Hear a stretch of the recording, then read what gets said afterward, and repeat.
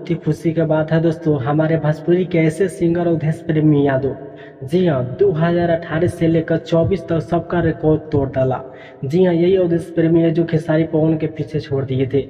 जी हाँ, फिर से काफी वही अंदाज में विक्की विशाल के लिखा हुआ गाना लेके आ रहे हैं दोस्तों।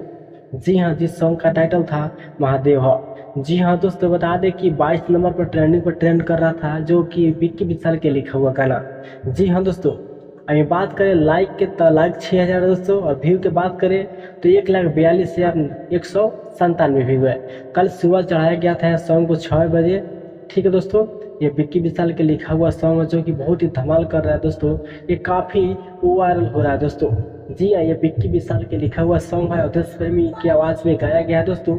ये गाए हैं अवधेश प्रेमी यादव। जी हाँ, 8 जुलाई का सुबह में 6 बजे किया गया था रिलीज।